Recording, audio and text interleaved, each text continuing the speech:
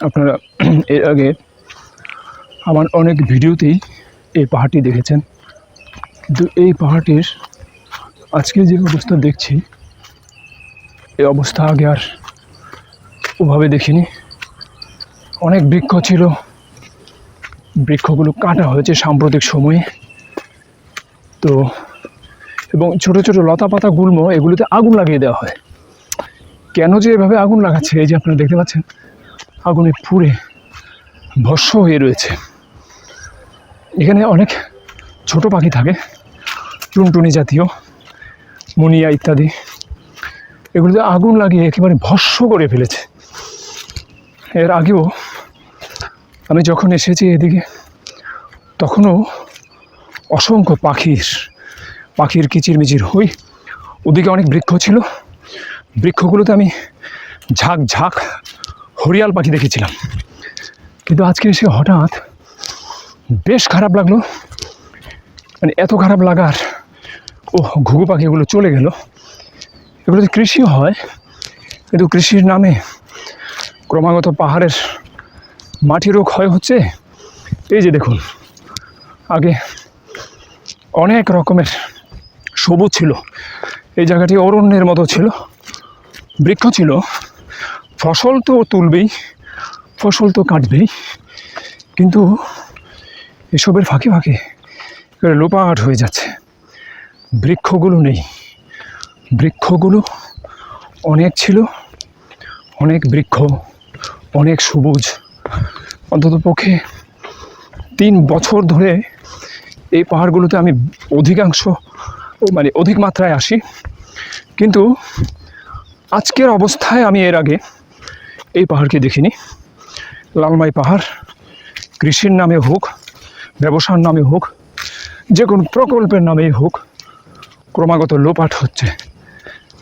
এই যে এখানে এখন বৃক্ষ দেখে যাচ্ছি, এ কথার নিশ্চয়তা দেওয়া যাবে না আবার 2 মাস পরে এসে যে এই বৃক্ষগুলোকে আমি দেখতে পাবো। আর এইভাবেই ক্রমাগত ক্ষয় হয়ে যাচ্ছে আমাদের সবুজ, আমাদের অরণ্য, আমাদের পাহাড়।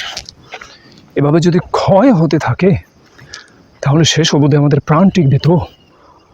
এভাবে যদি বিনষ্ট হতে থাকে, বৃক্ষের চাষ হয় এখানে, অনেক সময় অনেক বড় বড় বৃক্ষ কাটা হয়, কিন্তু লাগানো হয়, কিন্তু লাগানোটা একেবারেই অল্প। যে কারণেই হোক, এখানে একটা ছোট কাঁঠাল গাছ দেখা যায়, অনেক কাঁঠালের ছোট ছোট কাঁঠাল রয়েছে। তো এখানে এত সবুজ ছিল, আগের পাহাড়ের সঙ্গে তুলনা করলে, মিলালে, তখন হয়তো বোঝা যাবে যে কি সমূহ সর্বনাশ সেখানে হয়েছে। কৃষি তো ফসল উঠবে ভালো কথা, কিন্তু এই জায়গাটি অনেক বৃক্ষ ছিল, বৃক্ষগুলোকে লোপাট করা হয়েছে। আমি যদি আগের ভিডিওটা দেখাতে পারতাম, তাহলে বোঝা যেত ফসল কাটা হয়েছে, অনেক ফসলের গোড়ায় আগুন দিয়েছে। বিভিন্ন কারণে কৃষকদের পদ্ধতি থাকতে পারে। এখন যে সমূহ যে সবুজ ছিল, সেটি নেই। এখানে গাড়ি ঢুকতো না, ট্রাক্টর বা ট্রাক ঢুকতো না। এখানে ট্রাক ঢুকানোর ওখানে পাহাড় কেটে একটি পথ তৈরি করা হয়েছে। সম্ভবত ওখানে কোনো স্থাপনা তৈরি হবে, এবং সে কারণেই আসলে এই সমূহ সর্বনাশ শুরু হয়েছে।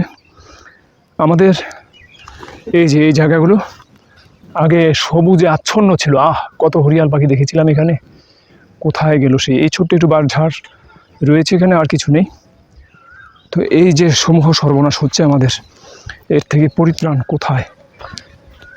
এগুলো কৃষি, কিন্তু কৃষিতে মাটির ক্ষয় হয়, বৃষ্টিতে পাহাড়ের কিছু ক্ষয় হয়, কিন্তু তারপর তো মানুষকে বাঁচতে হবে, কৃষি করতে হবে, সে তো ঠিক আছে। বৃক্ষের নিধন, এই যে এখানে সবুজ পাহাড়টিতে, আগের পাহাড়টিতে দেখা যায় অনেকগুলো বৃক্ষ ছিল, এখন তো বৃক্ষগুলো নেই। এখন বৃক্ষ তো কাটবে, মানুষের জ্বালানির প্রয়োজন রয়েছে, কাঠের প্রয়োজন রয়েছে, আসবাবপত্রের চাহিদা মেটাতে গিয়ে বৃক্ষ তো কাটবেই। কিন্তু যা কাটা হচ্ছে, পাহাড় কাটলে তো আর পাহাড় পুনরায় স্থাপন করা যায় না। পাহাড় তো আর মানুষের হাতে তৈরি নয়। কিন্তু ঘটনা হলো, এদিক দিয়ে আমরা যতই আগে নেমেছি, আমি এখান দিয়ে যতবার নেমেছি হাজারো পাখির, হাজারো ঝোপের, হাজারো সবুজের দেখা পেয়েছে। আজকে ঠা বিরান কবরস্থানের মতো করে ফেলেছে। এই জন্য শ্মশানপুরীতে এসেছি। ক্রমাগত সবুজ কমছে, ক্রমাগতই কমছে। হায় হায়, এই পাহাড়কে আমি কখনো দেখিনি। এই জায়গায় আমি যখনই এসেছি হাজারো সবুজ, হাজারো পাখির কলতান শুনেছি। ওই ঘন ঝোপটায় অনেক বৃক্ষ ছিল, ওখানে হরিয়াল পাখিদের একটি আস্তানা ছিল। আমি যদি খুঁজে পাই আগের ভিডিও দেখালে আপনারা বুঝবেন যে বৃক্ষগুলোকে কীভাবে লোপাট করেছে। এই তাল গাছটি ছিল, তাল গাছটি এখন রয়েছে, কিন্তু বাকি বৃক্ষগুলো নেই। এইভাবেই আপনারা দেখতে পাচ্ছেন কৃষির জন্য মাটি, এখানকার মাটি লালচে। লালমাই পাহাড়ের একটি বিশেষ বৈশিষ্ট্য, মাটিগুলো লালচে। যখন ট্রাকে করে মাটিগুলো নিয়ে যায় তখন অনায়াসে বুঝতে পারা যায় পাহাড় কাটা মাটি। কারণ হলো এখানকার মাটি লালচে। এই লালচে মাটির কারণে এই পাহাড়ের নাম হয়েছে লালমাই পাহাড়। আপনারা দেখতে পাচ্ছেন কৃষির জন্য কাটা এই চাষ করা ভূমিগুলোতে, পাহাড়ের মাটিগুলোতে আপনারা দেখতে পাচ্ছেন এখানে মাটির রং একটু লালচে। এই লালচে মাটি থেকেই লালমাই পাহাড়। প্লাইস্টোসিন যুগের এই পাহাড়ের বয়স ঐতিহাসিকদের মতে প্রায় 25 লক্ষ বছর। অথচ আজকে আমরা 100 বছর ধরে পাহাড়ের যে সমূহ সর্বনাশ হচ্ছে, আমার মনে হয় যে ব্রিটিশ শাসন শেষ হওয়ার পর থেকে এই প্রক্রিয়াটা তীব্রতর হয়েছে এবং আগামী 50 বছরে হয়তো ইতিহাসে পড়তে হবে যে লালমাই পাহাড় ছিল। 50 বছর অবধি আমরা এর তলানিটুকু রাখতে পারবো কিনা সন্দেহ রয়েছে।